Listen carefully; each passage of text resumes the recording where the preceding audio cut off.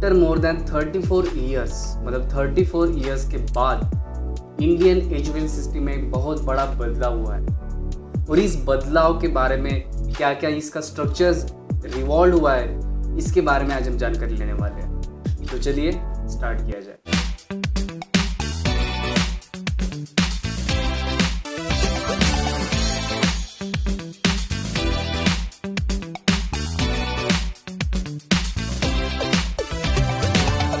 अभी बहुत सारे बच्चे को जो दिक्कत होती है कि अपनी लैंग्वेज में, बहुत सारे रूरल एरियाज में जो बच्चे होते कि अगर आप मराठी में पढ़ना चाहो तो आप मराठी में नहीं पढ़ सकते, इंग्लिश स्कूल में पढ़ रहे हो तो आप इंग्लिश में ही पढ़ना पड़ेगा। तो अब ये बैरियर ख़त्म हो चुका है। अब आप 5th क्लास तक अपने रीजनल लैंग्वेज में पढ़ सकते हैं। मतलब यानी कि इस एजुकेशन सिस्टम का एक नया जो आपको यूज़ होने वाला है, एक जो फ़ायदा रहने वाला है कि आप 5th स्टैंडर्ड तक अपने लैंग्वेज बैरियर को ख़त्म कर सकते हो। मतलब अपने लैंग्वेज बैरियर अभी नहीं है। सेकंड जो पॉइंट आता है multi disciplinary education. Multi disciplinary education यानी कि अगर कोई बच्चा साइंस है, अगर उस साइंस में है और उसको कोई अलग सब्जेक्ट चूज़ करना है, यानी कि आर्ट्स चूज़ करना है, तो वो अपना आर्ट्स का कोई भी सब्जेक्ट ले सकता है। अगर साथ साथ बच्चा अगर फिजिक्स पढ़ रहा है, अगर उसको आर्ट्स का कोई सब्जेक्ट चाहिए तो वो चूज़ अपना कर सकता है। मतलब अभी एजुकेशन सिस्टम में एक ओपन कर दिया है कि कोई भी सब्जेक्ट अगर किसी को लेना है तो वो ले सकता है। इससे बच्चे को फ़ायदा होगा कि उसकी क्रिएटिव थिंकिंग बढ़ेगी, डिज़ाइनिंग बढ़ेगी, कम्युनिकेशन पावर बढ़ेगी, क्रिटिकल थिंकिंग बढ़ेगी, तो बहुत सारे फ़ायदा होगा। लेकिन इसके साथ साथ कुछ इम्पैक्ट भी होगा।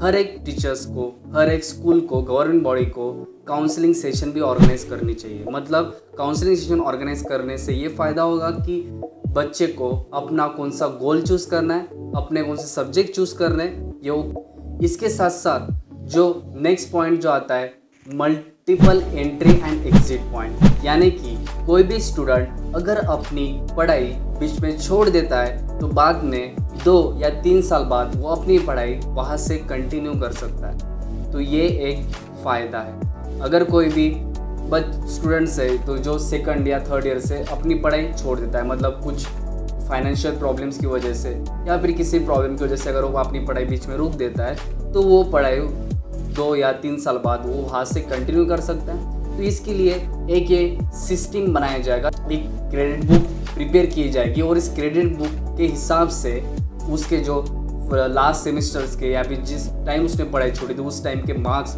वो वहाँ पे वैलिड रहेंगे जब वो नए साल में एडमिशन्स लेगा। इसके साथ साथ इंडियन एजुकेशन ने एक सिंगल बॉडी भी तैयार की। तो इस सिंगल बॉडी का जो नाम रहेगा HECI, that is higher education commission of India. इस बॉडी का नाम रहने वाला है और इस सिंगल बॉडी के अंदर जो सभी इंस्टीट्यूट है वो सभी इस पे एक सिंगल बॉडी काम करेगी। जो एक नया जो इंट्रोड्यूस किया गया that is vocational course. Vocational course यानी कि 6th क्लास से कोई भी बच्चा अगर अपने स्किल्स को बढ़ावा देना चाहता है, अगर कोई भी बच्चा 6th क्लास से अगर कोई भी सब्जेक्ट में इंटरेस्ट है, यानी कि फॉर एग्जांपल अगर कोडिंग में इंटरेस्ट है तो वो कोडिंग का स्पेशल सब्जेक्ट उस पर वो काम कर सकता है।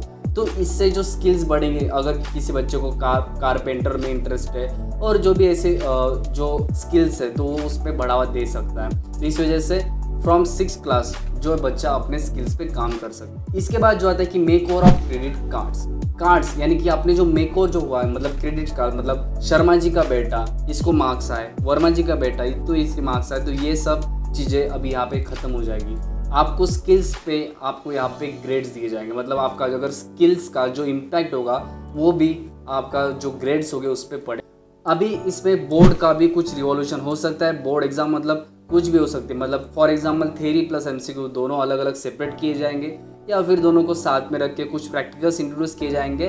तो रिवॉल्यूशन ऑफ बोर्ड एग्जाम भी हो सकता है। डिजिटलाइजेशन यानी कि हर कोई बच्चा अगर वहाँ पे पढ़ाई नहीं कर सकता, मतलब कोई भी फैकल्टीज होती है अगर वो वहाँ पे रूरल एरियाज में नहीं जा सकती, तो उनके लिए डिजिटलाइजेशन और कोर्स का भी इसमें रखा गया है।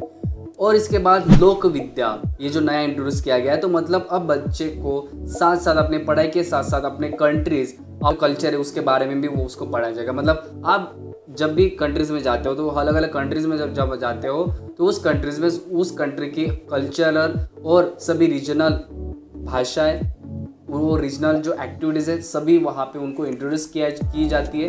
तो इसी वजह से इंडिया ने भी ऐसे ही इसमें रिवॉल्यूशन। फीस का भी जो है इसमें सभी ध्यान रखा गया, मतलब एक जो सिंगल बॉडी होगी सभी पे फीस पे ध्यान रखेगी, कौन कितनी फीस ले रही है, कौन कितनी ज़्यादा फीस ले रही है, इस पर भी ये काम भी। अगर नया रिवॉल्यूशन हो रहा है तो कोई भी इस पर हेजिटेट ना करके, कोई भी क्वेश्चंस ना उठा के, इस जो रिवॉल्यूशन हो रहा है एजुकेशन सिस्टम में इसको हम बढ़ावा दें, इसको हम सपोर्ट करें। सभी टीचर्स, सभी स्कूल्स इस चेंजेस को अपनाएं और सभी टीचर्स इस पे डिस्कस करके बच्चों के स्किल्स पे ध्यान दीजिए। मतलब ये पूरा एजुकेशन सिस्टम में जो हुआ है इसमें बच्चों के स्किल्स पे ध्यान दिया